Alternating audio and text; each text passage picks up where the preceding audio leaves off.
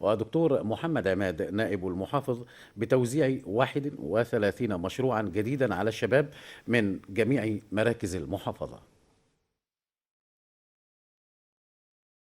تسعى الدولة إلى توفير فرص عمل للشباب بتوفير المشروعات وتسهيل الإجراءات لإقامة تلك المشروعات لدعم وتشجيع الشباب للإقدام عليها، وذلك بالتعاون مع منظمات المجتمع المدني باعتبارها شريك هام في عملية التنمية.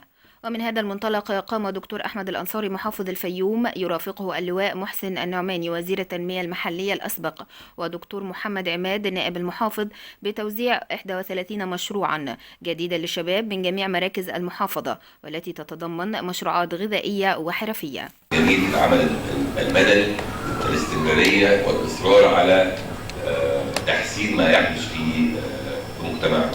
وكان حواري النهارده في المكتب قبل اللقاء معاكم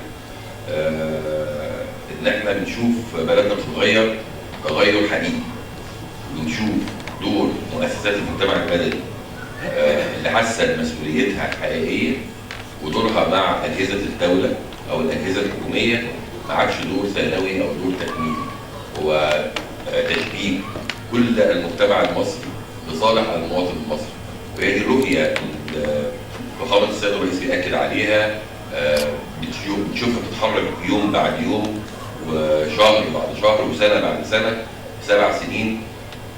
انا يعني الكلام ده واقع وارقاما وحقيقه هذا لا يحدث في العالم. المشروعات الأول بتتم طبقا لمعايير وشروط. المشروعات دي بتكون عبارة عن تروسيكل ومشروعات متنوعة للستات الأرامل والمعيلة، الأسرة المعيلة. أسرة بنغطي ل6 مراكز، 6 مراكز في الفيوم يعني.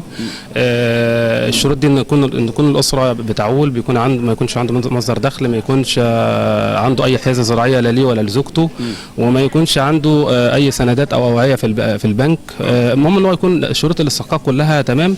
وبعد كده بنعمل له ما يكونش بيعاني من اي مرض مزمن. بعد كده بنعمل له تحليل مخدرات عشان نتاكد من سلامه المستفيد يعني. والف شكر ان هم ساعدوني ونزلوا وشافوا حالتي ان انا استحق التروسيكل، وشكرا لسياده الدكتور معالي الوزير احمد الانصاري سلمنا تروسيكل النهارده تحت رعايه الجمعيه وتحت رعايه الباشمهندس. نشكر الجمعيه على المجهود اللي بتبذلوا معانا، ونشكر المتطوعين اللي نزلونا لحد بيوتنا في الارياف وعرفوا عنا وعرفوا ان احنا محتاجين الحاجه دي عشان نرزق وناكل على عيش. بشكر الجمعيه وبشكر الساده المسائلين وبشكرهم جدا على المشروع ده بامانه. المشروع ده يبقى فيه عائد ليك او حاجه جميله بجد بامانه والله، والواحد كان محتاجها بامانه يعني. انت ناوي تشتغل في انهي مشروع بقى؟ انا اشتغل عادي في سواق او مثلا اشوف انا مشروع اعمله وكده. ده كان مشروع عندنا اسمه رزق حلال، مستمر بقاله كام سنة. عبارة عن ان احنا الاول بيكون في فريق ابحاث بينزل القرى البعيدة وبيبدأ يشوف الحالات اللي هي مستحقة فعلا مشاريع وعايزة مشاريع، وبيبدأ يسألها كام سؤال، ولما بيتأكد ان هي مستحقة بيبدأ ان احنا بناخدهم من الجمعية بنعمل لهم شوية فحوصات وشوية تدريبات وخلاص. لما بنعرف ان الحالة مستحقة بيكون في ورق منهم مطلوب.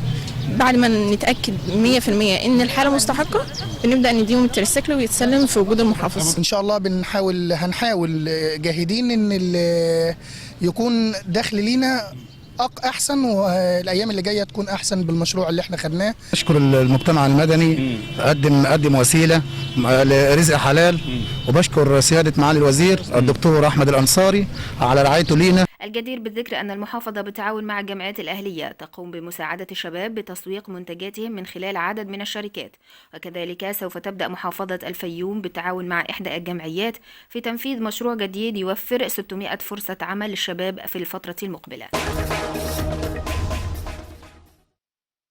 شهدت جامعة أسيوط انطلاق فعاليات المؤتمر الدولي 11